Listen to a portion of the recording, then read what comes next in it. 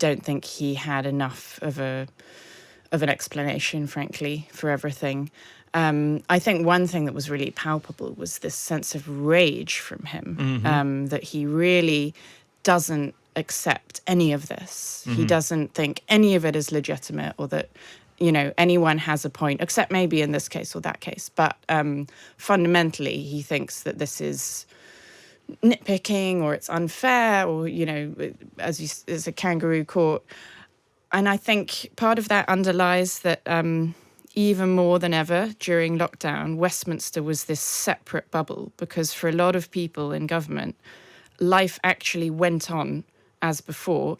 In fact, they were just working harder. They were seeing more of their work colleagues, who are their main social group anyway.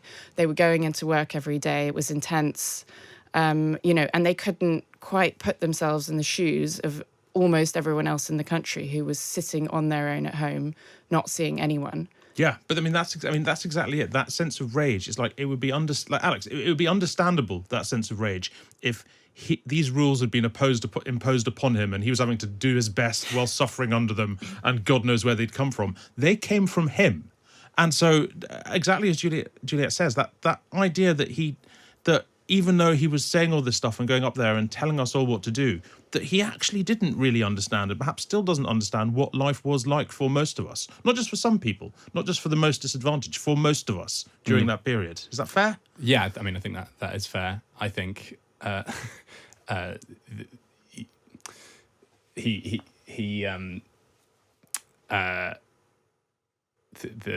sorry. No. I mean, you like the way I guess, focusing on the rage, focusing on how upset he is to be being held account in this way for the rules that he himself set up, I guess, is what we're sweeping in on here. Yeah, well, I mean, it's just that sort of continued thing of him sort of feeling the rules don't apply to him, and I think he sort of basically is trying to say that they shouldn't have applied to him. Yes, in the sense that you've got him saying, we needed this leaving do because we fell out so badly with Lee Kane. We had to give, like, I'm such a bad people manager that I knew I was going to get a bunch of horrible stories dropped in the papers for the next 6 months if I didn't give someone a nice, like, ABBA party afterwards. And it's sort of not... I mean, you can try and make the argument that somehow the beating heart of government needed to have exceptions, but he didn't make that argument at the time. It was supposed to be rules that apply to everyone, and you know how toxic that would be to try and make that argument. So to not at the time do that and then have those exceptions for yourself.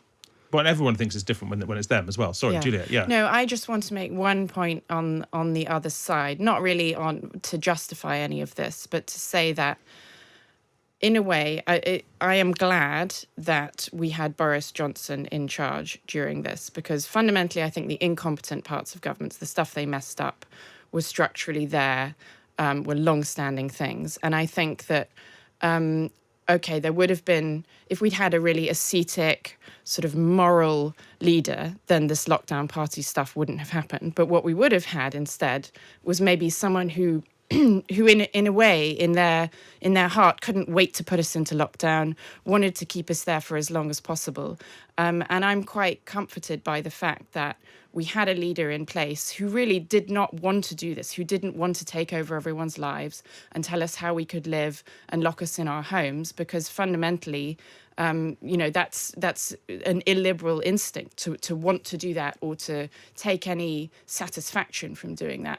And I think that a lot of the damage on schools closing, for example, which was terrible already, could have been infinitely worse if we'd had a leader who really lived, their outlook on life was a safety first outlook, who would have extended these restrictions to, great detriment. I get that perspective, but they did do it anyway. They did introduce the laws anyway. And I mean, this just all feeds, I don't know, lockdown was its own period with its own challenges and horrendous difficulties for all of us. But the big damage here is one of governments that set rules and don't keep to them. One of governments who, it's the old one rule for them, another for us. Well, and that's one aspect. That's the major story of British politics over the last God knows how many years. And that was sort of extreme form, Alex. Yeah, Sorry, Julie. Just no, from a political point of view, that's the main story. But from a fundamental point of view of like the damage done to the country, that's not the main story. The main story is how many kids are not in school who were before. But it was loads, and just because Boris Johnson was like around people having the odd pint,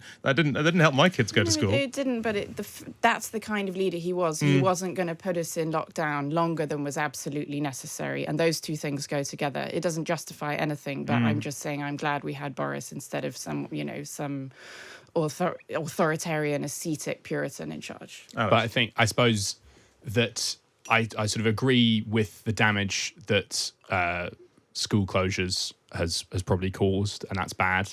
But also, if you've got a leader that's got a very instinctive pro-freedom, anti-lockdown position, and that means they delay lockdowns by a week or two, we know with how quick those exponential curves were at the beginning that the damage is so much longer, that you have to lock down for so much longer. So I think if we'd had someone who was a bit more happy to lock down earlier, then it means the lockdowns wouldn't have lasted as long in some situations. I mean, I think that if we'd not unlocked that bizarre 3-week period before Christmas 2020, the sort of 2021 spring lockdown might not have been as long, and there might not have been as much damage then. Well, I mean, then there's also the question of, I mean, like, I don't know, the counterfactual people always use is, of course, Sweden, which had sort of, very few lockdown rules. But the reason why it could have very few lockdown rules is because people weren't going around behaving like Boris Johnson. It's because people were kind of doing it anyway. So I don't know, it's difficult. Look, before we move on from this, Juliet, what do you think Rishi Sunak feels about all of this? Because on the one hand, he's got the whole sort of Boris Johnson nemesis thing going on.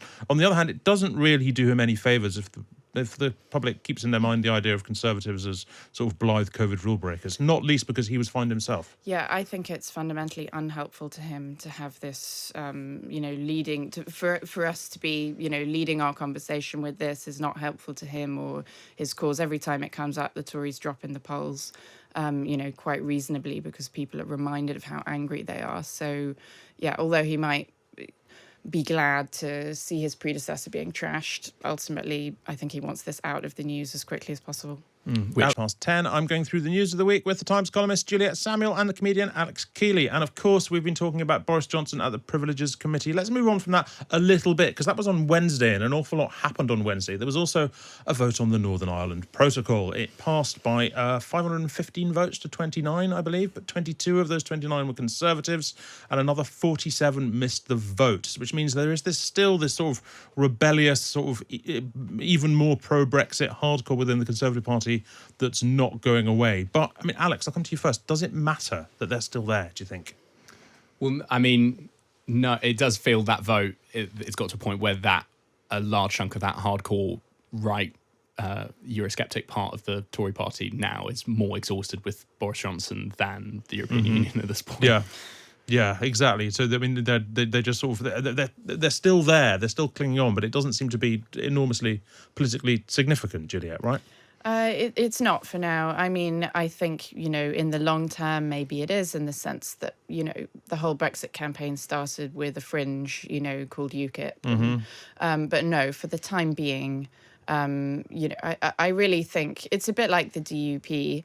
Well, the DUP largely voted against, didn't they? Yeah. But their credibility is just shot. They voted for Brexit. They voted against Theresa May's deal, which was the most pro-union deal you could imagine. In fact, the whole thing was predicated on keeping the union together. And then a lot of these Tory MPs voted for the Northern Ireland Protocol. And now that it's been slightly improved, they're voting against it. And I just think at this point, and it improved from their perspective as well. There have been there's been marginally more political and legal power given to the Northern Irish government if and when it ever convenes itself, and that's a good thing, and yet they can't bring themselves to endorse it, and I just think politically everyone's fed up with them basically. Yeah, and I'm sure they're probably sort of fed up with themselves. Alex, same day we had Rishi Sunak's tax return. Just remarkable coincidence that this should have dropped on the same day. He must have been mortified, But he earned a total of 4.766 million across 3 years and paid a total of £1 million in tax. It's quite a lot, isn't it? Not as the tax, the earnings or the tax. The tax was effectively 22%, I guess, but a lot of that was capital gains and so on. Just that in terms of earnings from the prime minister, bear in mind someone who was in government throughout this period, it's quite a lot, isn't it? Yeah, it's just capital gains on his investments, right? That's how wealthy he is. That just that gives him those sorts of earnings. I mean, I think that Labour should be using that as a example of trying to equalise capital gains tax with income tax. I mean, it's very strange that someone like Rishi Sunak is effectively paying a 20% marginal rate when, like, a nurse with tuition fees still to repay and national insurance is paying a sort of 41% marginal rate on a £30,000 salary, whereas someone at their fifth million is paying 20% tax on that. Seems strange that maybe that should be the sort of example that Labour should be using to try and equalise those tax rates. Well, and you can make the argument. One could make the argument that that's how the economy's got to work, but it's hard to make that argument when you're a prime minister who earned literally 10 times more than the leader of the opposition over the same period. Is this political bother the Tories don't take seriously enough? This sort of atmosphere of extreme wealth that they increasingly seem to inhabit. We knew that Rishi Sunak was incredibly wealthy. I don't think this has given us a lot of new information. I mean, I think one thing that's notable is it slightly underlines this crazy system we have in this country where the adults in a household are all taxed individually. So the real source of the Sunak household's wealth is his wife, who is a non-dom. That's the really outrageous aspect, to my mind, of his tax affairs, that the vast majority of the wealth in his household is not even domiciled in this country, and yet he's setting rules for us. I'm in favour of having a non-dom regime. I think it's ultimately probably good for the country, but even I choke on that. The idea that the actual Prime Minister's household can take advantage of this, special scheme set up for people whose home really isn't permanently the UK. Yeah, but, ultimately, I don't think his personal tax return makes a huge difference to that. And I think that's the big issue as far as his taxes go. Do you think Labour will make hay with it a lot? Because it's, he responds with almost as much fury as Boris Johnson does over parties when his wealth is raised. It's one of these times you can really see that little sort of sharp edge in his character that he really does get cross, particularly when his wife is mentioned. Do you think they're gonna run with that at all? I don't think they will necessarily run with the pure class war aspect of it. Obviously, some Labour MPs will. They can't help themselves. I think Keir Starmer is trying to project a slightly different image of the party as far as that goes. But I think they will run with the tax aspect of it, because I do think that plays even to, voters on the right or the centre right, who feel that they don't mind someone being wealthy, but the Prime Minister's household not paying his taxes, that rankles with almost everyone. Yeah.